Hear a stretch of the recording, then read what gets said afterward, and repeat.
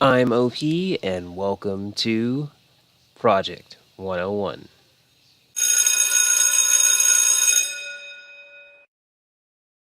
Today, for my Spanish class and Hispanic Heritage Month, I'll be teaching you about a guy named Edward James Olmos, an actor who has been in shows and movies you've at least heard of. Maybe. Possibly.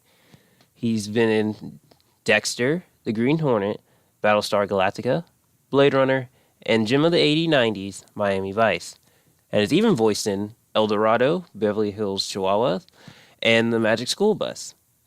And he will be appearing in Blade Runner 2049, Coco, and The Predator. Now let's go back a few decades to February 27, 1947. Okay, that might be more than a few decades, but you get the gist. Specifically in Los Angeles, California, when Eddie was born onto his mother, Eleanor, and his father, Pedro Olmos, who was a mail carrier and a welder. His mother was Mexican American, and his father came to America from Mexico in 1945. When Eddie was growing up, he actually didn't want to be an actor.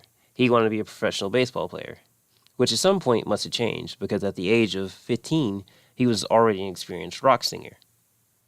In the late 60s and 70s, he played some of the most famous places on Sunset Strip, like Zari's and the Factory. However, when a friend suggested he should take up acting, he began his journey on the path that would lead him to today. For about 8 years, he split his time between rock, acting classes, bit parts, off Broadway plays, and his business of moving fine furniture, and marrying his first wife, Kaija Keel, in December 1971. His hard work paid off in 1978, and he got the starring role in Luis Valdez's play Zoot Suit, a play about the riots of the 1940s. Although he is probably best known for his role as Lieutenant Martin Castillo in Miami Vice on NBC in 1984. And in 1989, he was nominated for an Oscar for Best Actor for his role in Stand and Deliver. And 5 years later, in 1994, he made his directing debut with American Me.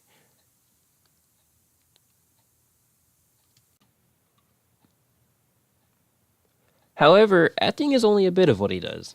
Olmos claims he'd want to be known more as an activist than an actor, spending a lot of his time with causes, specifically ones on the needs and rights of children. And on average, he makes 150 personal appearances a year to places like juvenile halls, detention centers, boys and girls clubs, to tell them that we all have a choice about where life takes us. He also stresses the need for education, the risk of gaining life, and promotes responsibility for one's own action and happiness in life. Okay, remember when I mentioned his wife Kaija Keel?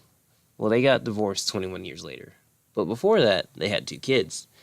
He has six in total. The first child was named Miko, but he isn't interesting, so we're skipping through his brother, Bodhi, who became an actor and has starred with his father in Battlestar Galactica. And they have another brother, Michael, who has also followed in the footsteps of their father and became an actor. And, like Bodhi, has starred in movies with his father. Edward goes on to remarry and marries Lorraine Bracco on January 28, 1994, but then they divorce 8 years later. However, luckily for Edward, and remarries again in 2002 to Lamari Nadal. And if you're thinking she looks young, she is. She was born in 1978 and is 39.